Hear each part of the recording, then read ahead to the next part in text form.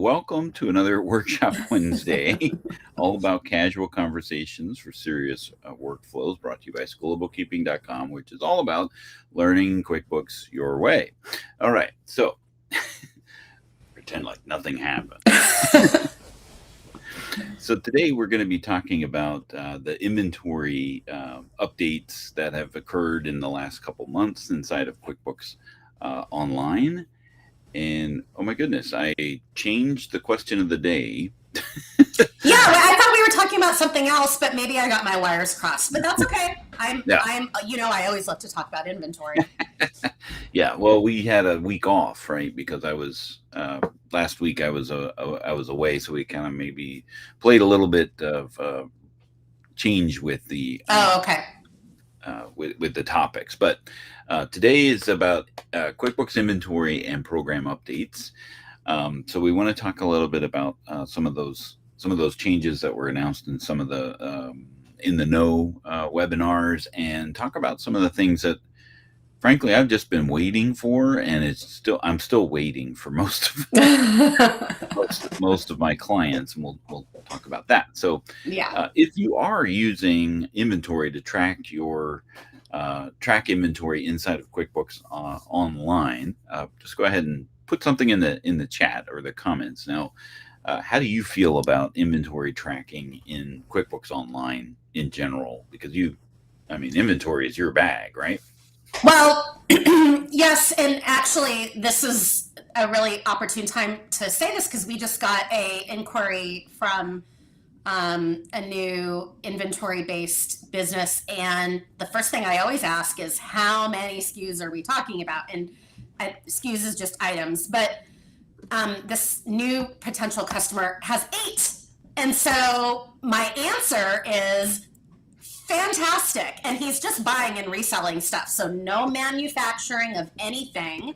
And so wanted to know, is this something that we could do inside of QuickBooks Online? And I said, yes, absolutely. So when you can, or to answer the question is, I actually don't have a problem managing inventory in QuickBooks Online as long as it checks the box for all the requirements. So I know we've talked about this before, but I personally don't like it when there's way too many items, even if they're buying and reselling things, which has to be the situation. They can't be manufacturing anything. Mm-hmm. So even if they are just buying and reselling stuff, if we're talking thousands and thousands of items, it's not my favorite thing to do. For me, it's usually if they don't have an obscene amount of items, and they're really how many is obscene? Well, and these people are only selling on one sales channel. So for me, that's an ideal situation. I don't mind doing it in QuickBooks Online. And as a matter of fact, I think that in some situations, I like it in QuickBooks Online because then I'm not dealing with, the integration of so many different things and things syncing between all the places. Even though I like all those things and I like a good challenge, oftentimes if it checks the boxes of can I do this in QuickBooks Online, then I'm fine with it. Yeah. Yeah, and we were talking about it a little bit yesterday on the Power Hour that the advantage of just having things all in one place is you're gonna get more out of QuickBooks the more natively you can use the functions. Yeah. Challenges. Yeah, and sometimes more complex inventory sellers, it's the reporting isn't suitable for them, and that's fine. But if we're talking about maybe a smaller business, or even if it's a larger business and they're really only dealing with one or two things, and they can maybe export the data and create fancy reports maybe out of that, then it can be just fine. Yeah, it's actually, excuse me. Went into my teenage years there. And that's typically what happens a lot of times is that you see that you can track inventory inside of QuickBooks Online, and it's like, oh well, I got all the things that I need, right?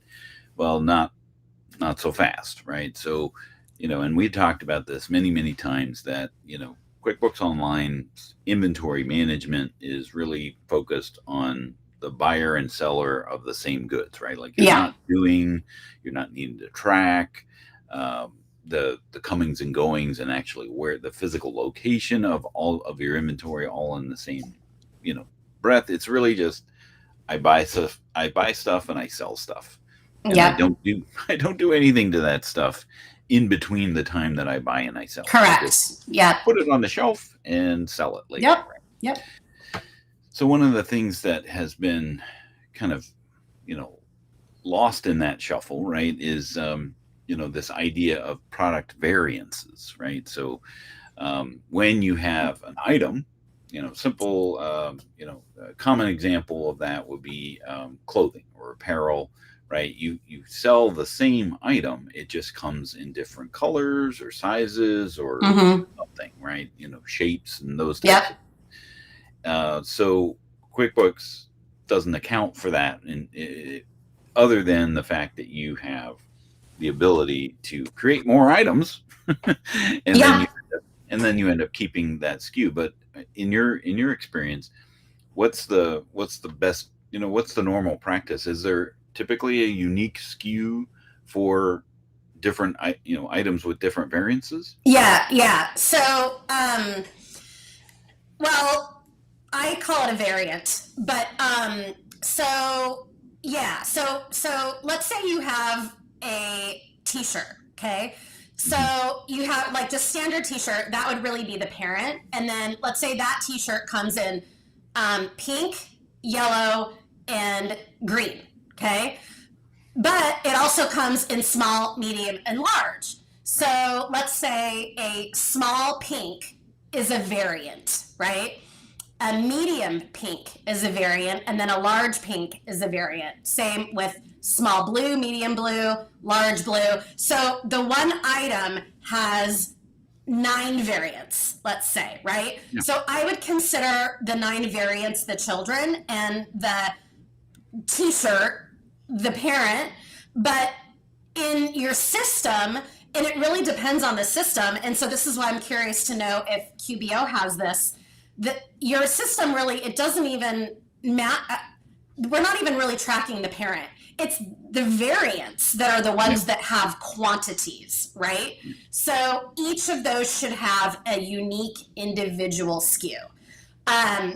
You should never have anything that has the same SKU, especially if you're dealing with pushing those quantities to a POS system or a Shopify store or something like that. Everything should have its own individual SKU. And in that situation, you almost throw out the parent. Now, internally, I always usually will have a parent for tracking. Like parent is like cool squiggle t-shirt is like the parent, and then it comes in all the variants, right? But it's really the variants that matter. Yeah. So as far as QuickBooks is concerned, up until the introduction of this product variant, you end up having to create individual items. Yeah. So the individual, all of the variants would just simply be a list of 9 things. Yeah, that's it.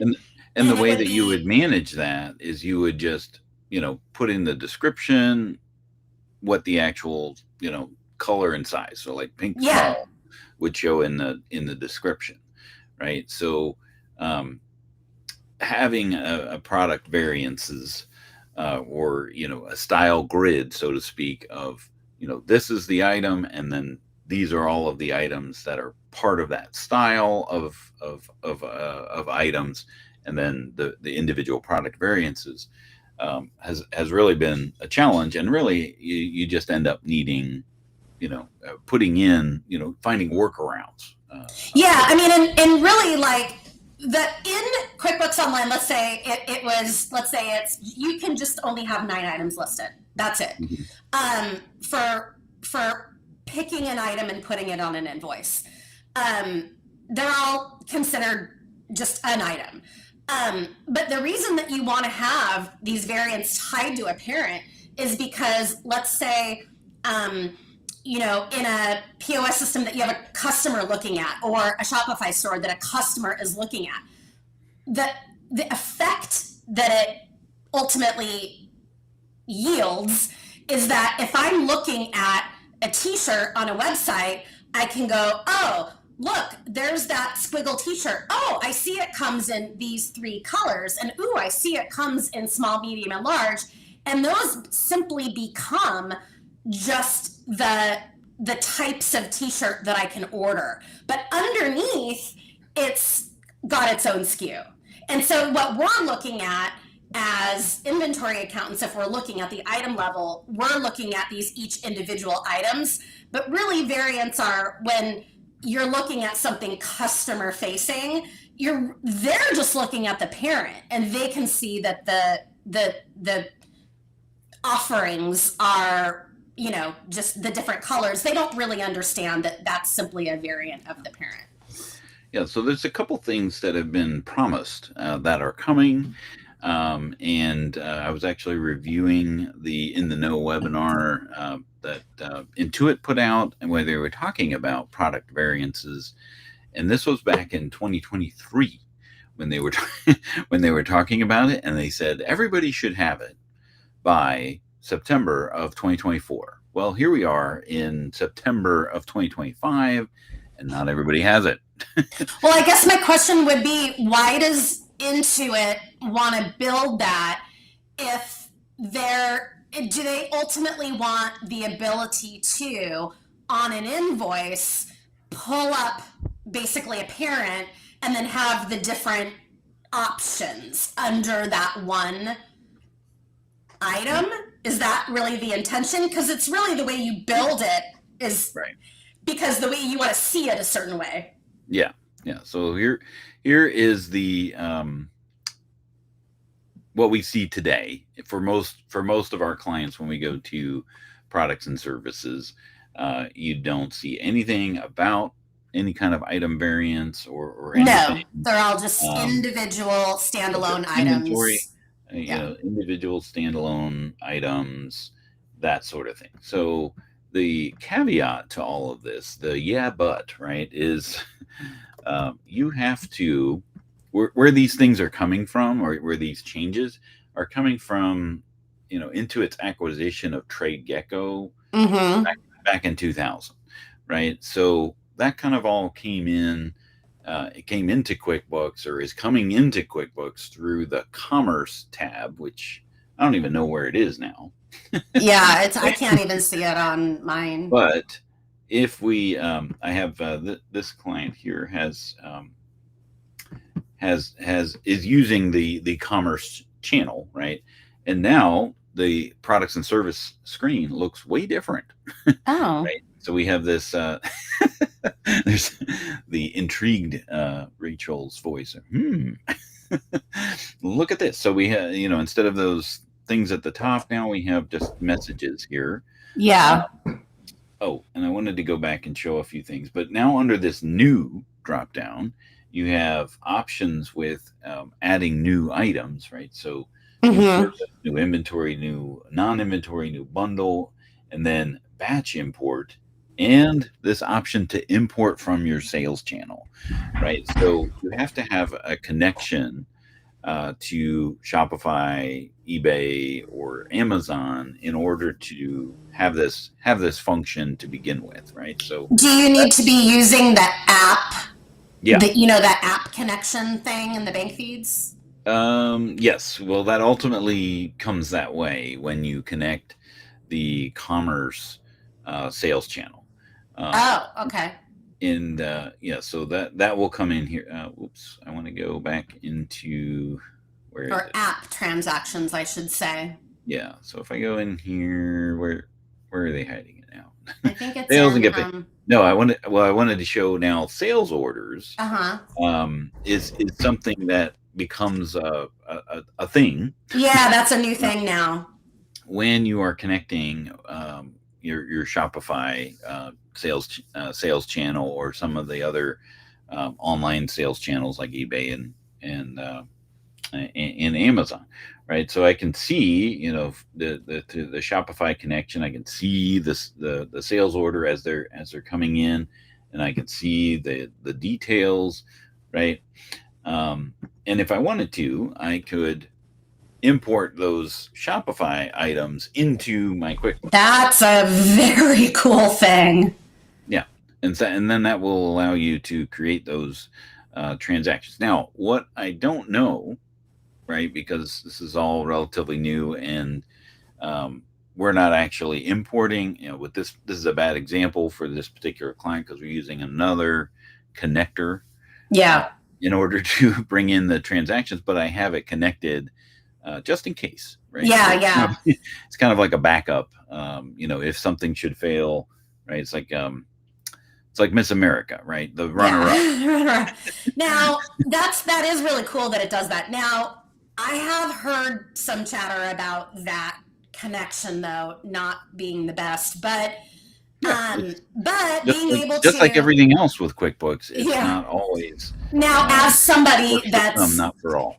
Yeah, as somebody that's imported items into many different systems over and over and over and over and over in duplication, this is a very good thing. But I guess my question is okay, you can bring items in, but let's say Shopify.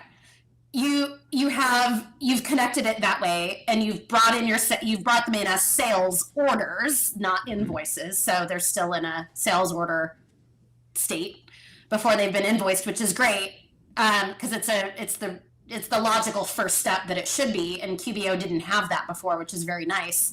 But does it pull in the quantity of how many is on hand in QuickBooks to the sales platform?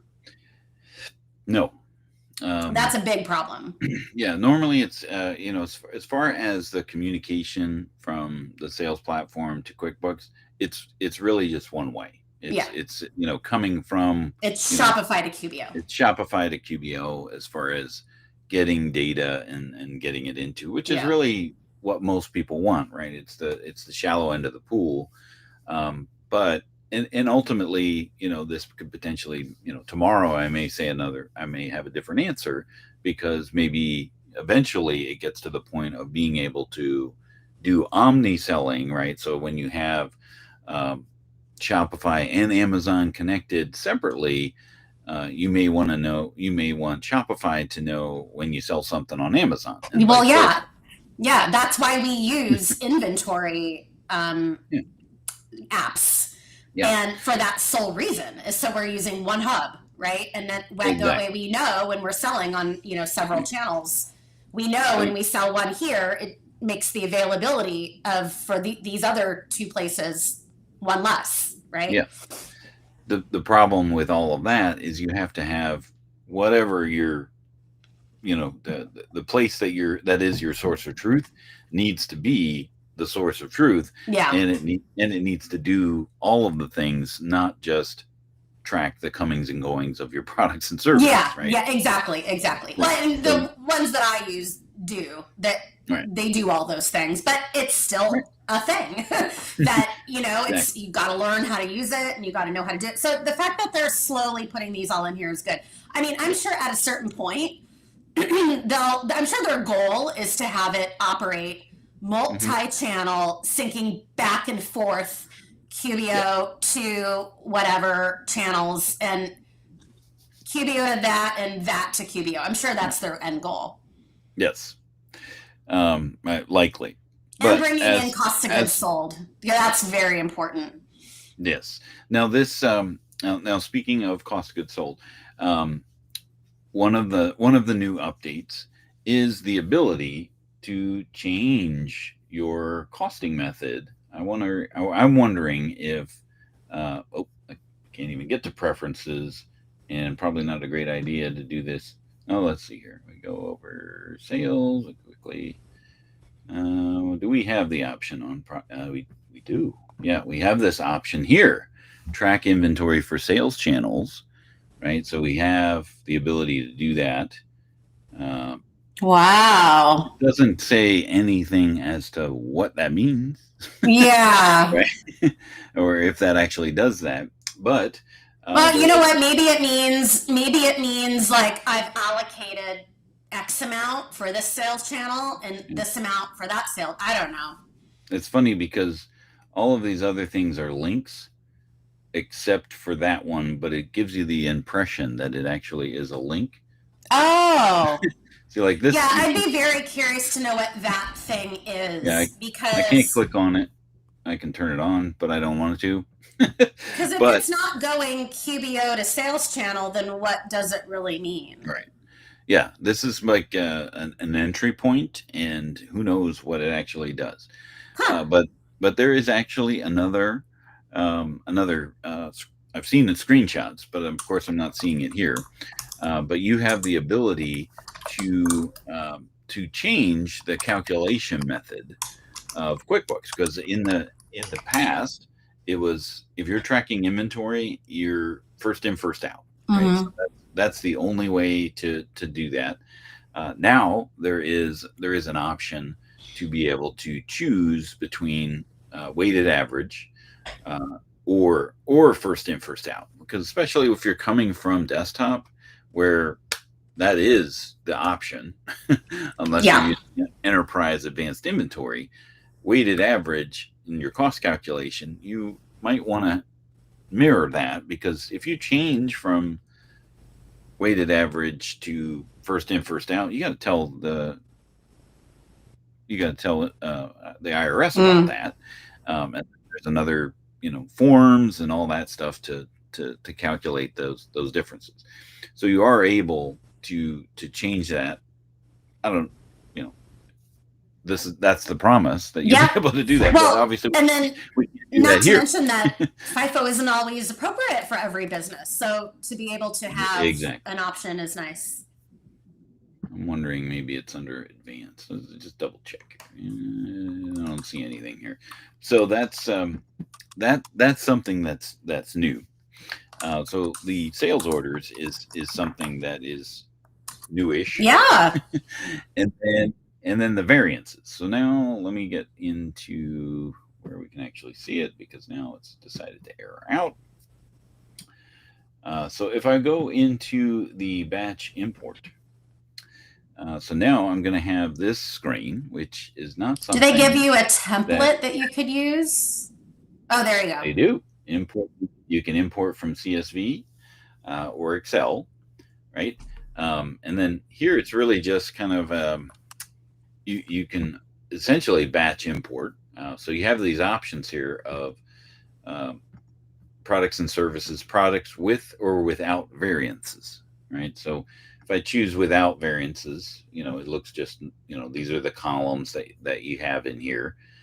When I choose with a variant, I get a couple extra columns of single, parent, or variant. Oh, that's really interesting because I and maybe you know what I'm talking about. So when you like we're working on this conversion from desktop to online, and in desktop the products, when you export them, have this parent colon child, and so Mm-hmm. you actually have to split that column. Because do you know what I'm talking about? Because it's not Yeah. apples to apples. So maybe I'm not describing this right, but I find that sometimes like the way that, let's say you have let's say you've exported all of your products from QuickBooks Desktop, the format isn't always the format that you need to import into QuickBooks Online. So if there's ever a Mm-hmm. situation like what we just did, and that we're not importing all the items in because we didn't want them as inventory items, and you're exporting them and importing them into a different way, the format isn't always the same. And so you have to reformat the parent and child into just the child. Right. So when you have items with variants, you're either going to choose a single, which is, there is no variant, and you can see by choosing single, all of this variant table that got added here is grayed out. right? So cannot do anything with option name, option value, and it looks like it gives you five options. So you have lots of things that you can. So you can do color, you can do size, you for one particular item you can have multiple variances. So it could be size, color. I'm trying to think of some of the other things, fabric, right?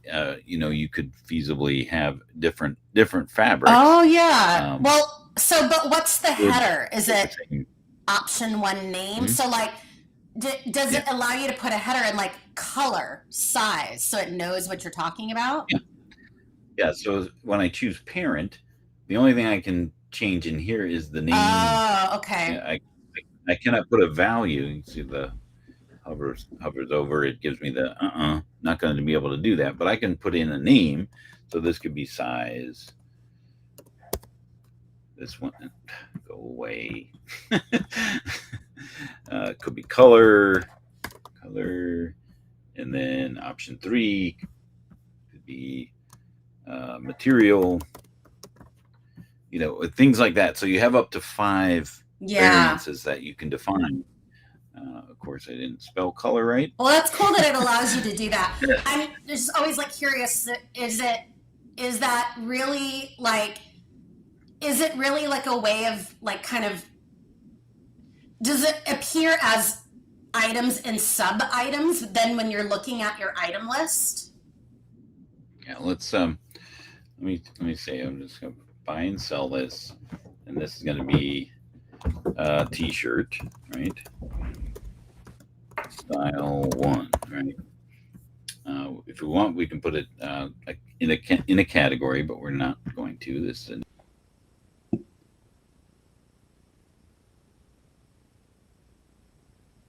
Uh-oh, you froze. Dan froze again. a t-shirt. Oh, you froze, Dan. I did. Oh, great. Yeah. I can That's hear okay, you. you're back now.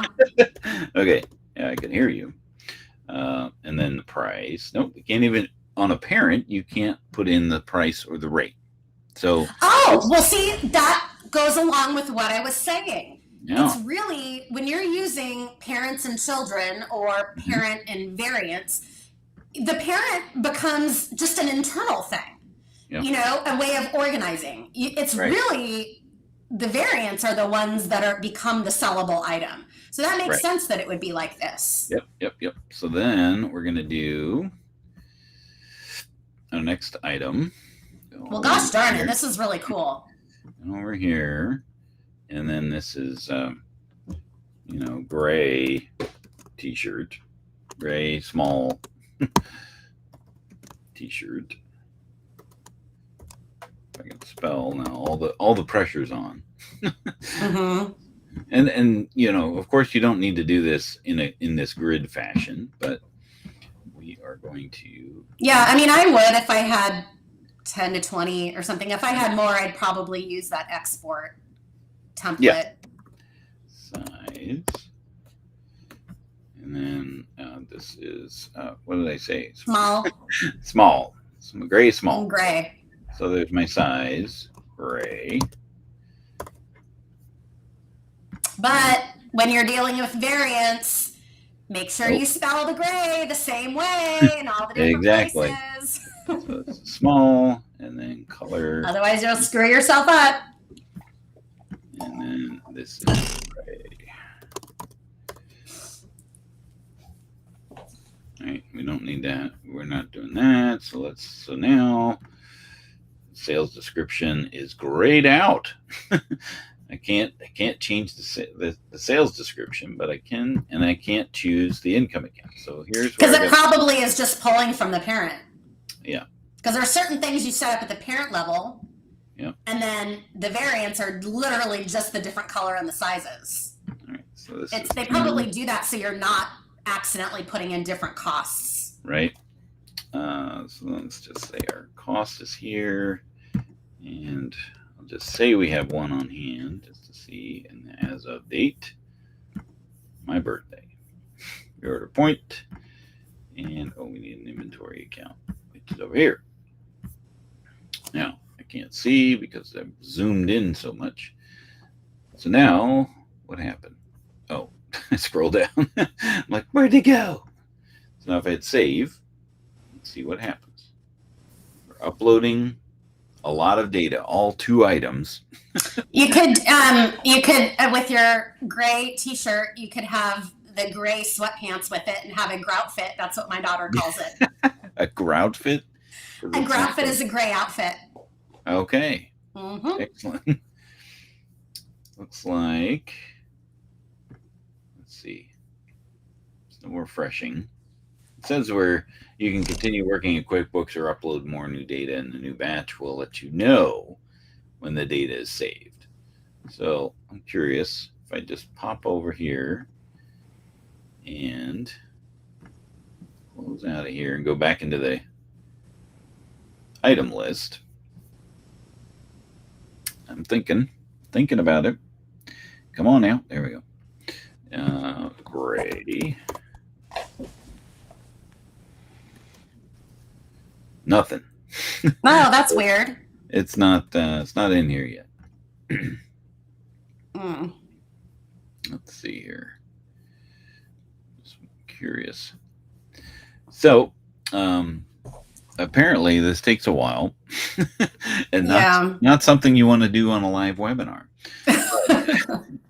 We'll put that in the comments once we get an idea as to what actually occurred here. But this does allow you to be able to do this sort of thing and choose that choose to be able to create items with variances. Yeah. So there is a relationship with that. Now, folks over at PBM, the Pro Bookkeepers Network, they have a question of thoughts on how Intuit Enterprise Suite is working with inventory. Seems like all the same rules, apps, workflows would apply for Intuit Enterprise Suite and QBO because they are based on the same software. Yes, that is correct. There's nothing in Intuit Enterprise Suite that will be different than what you see today in your QuickBooks Online, right? So you would still need to connect a commerce channel in order to see these functions inside of QuickBooks Online, Plus, Advanced, or Intuit Enterprise Suite, whichever the case may be. I don't think you're going to see that for some time. How do people connect to the commerce channel? Yeah, that's a good question. Now, because I know that's changed throughout time. Yeah, where do you get sales? Okay, it's under sales and get paid, and sales channels is where you would go. And this is the same. No, we're not getting feedback just yet. This is the same screen that you would see in the old interface where you would go to commerce on the left side. Okay. And then this is where you would connect a new sales channel. Got it. Do we have any new ones? Oh, we do. We have Etsy. Yeah. Well, you know what? Now in mine, which is I still have the old setup, but it's QBOA. The commerce is actually on the left-hand navigation. Yeah. So you can connect now 4 sales channels, and then if you don't see it, then you can request. That's pretty cool. One. So, but again, I mean,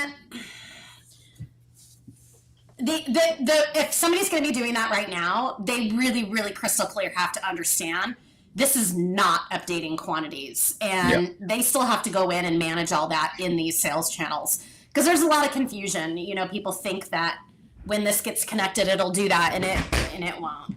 Okay. Yep. And then a couple other things that we want to talk about with regards to inventory, and I have a QR code there in the upper right, all about our advanced inventory section. We have a blog about what you can do inside of QuickBooks Online. We have an inventory course where it all kind of breaks down the difference, the main concepts of tracking inventory and how can you track and manage inventory inside of QuickBooks Online when you need these other functions of multiple sites and those types of things.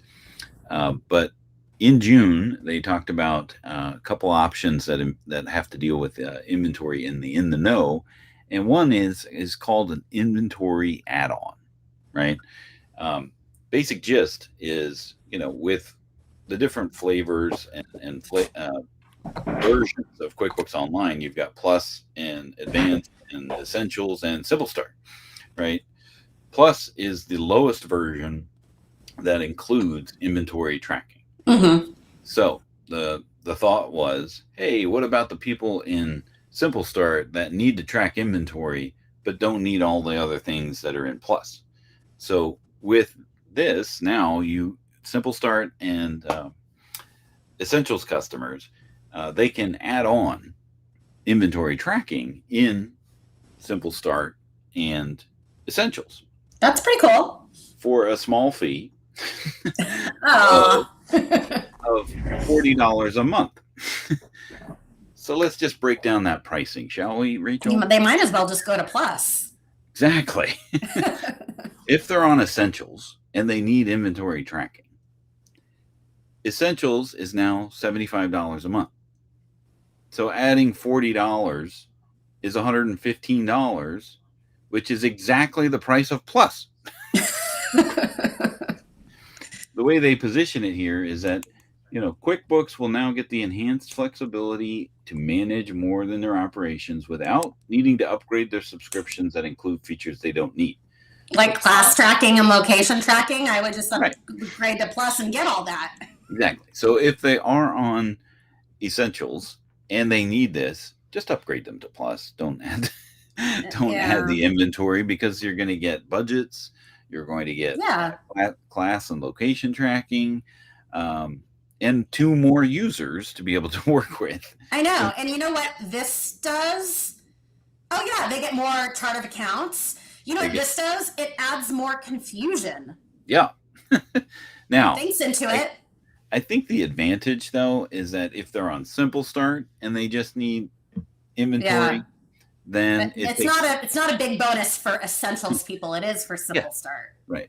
So if you're on Simple Start because you have 1 user, and you need the inventory management component, yes, that brings you up to $75 a month, because Simple Start. Oh no, it's now $38 for Simple Start monthly, so that brings you up to $78 for Simple Start with the inventory add-on. Yeah, man, they've raised the prices very rapidly, I've noticed.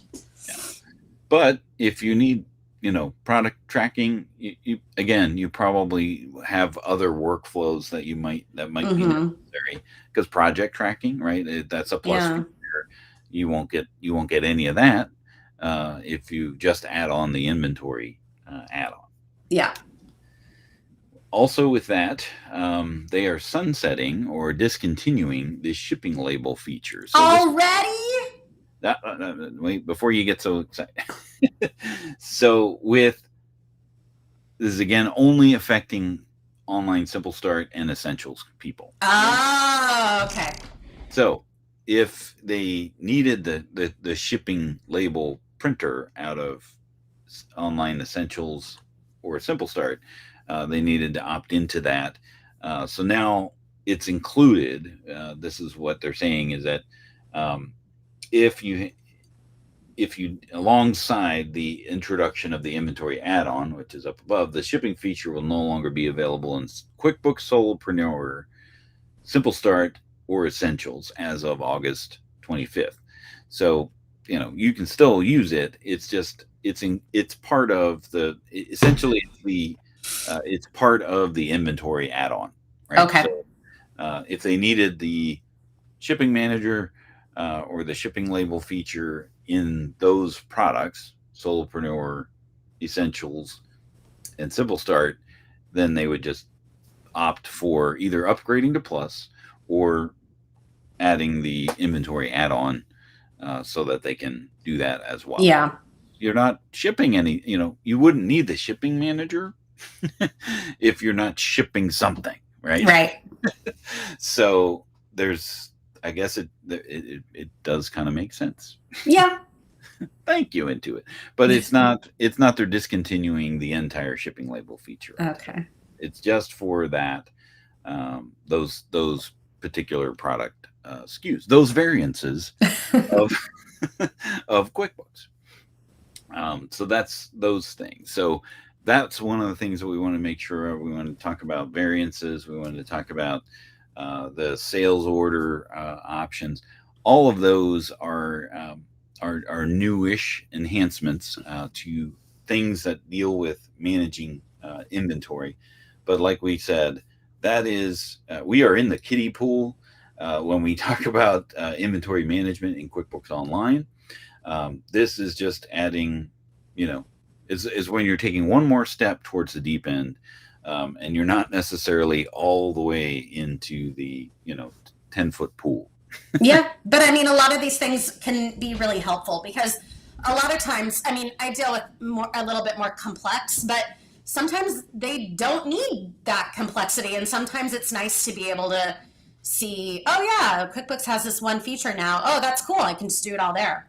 Yeah, and again, you have that flexibility and more deeper integration because you have it all in one place, and you're not surprised with maybe a limitation in an integration when you're using a third-party app. Yeah, and also like when you're using a third-party app, and what I really liked was the importing from the sales channel, the items, because I'm telling you, I was joking about them making sure you spell the gray right. That is a big deal. It has to be exact. So if you're importing in the name, the SKU, anything that it needs to understand to connect, if that's not right, if there's an extra space or a dash, you're going to get an error. So I really love the idea of importing the product details from something that already exists. Yeah, and because then you have less potential for user error. Yeah, I had one Shopify seller that habitually created new items in Shopify. Yes, that is an excellent point you bring up, because anytime that. Yeah, because a lot of times you want them to use a master list, right? Like, make sure you put your items here, and then it can go in all the places. Well, inevitably, they never do that. So, and it's usually some other person adding things in Shopify, not understanding that we need those items. You can't just put it there, without updating it here. Yeah, especially when QuickBooks is the source of truth for inventory. Yes. You need to make sure that that's still the case. Yep. So appreciate you joining us. Sorry again about the technical issues that we were having, frozen things and all that sort of stuff, but we'll get our act together eventually, I think, at some point. So we appreciate you joining us this week, and we'll see you next time on the Workshop Wednesday. Have a great day, everybody.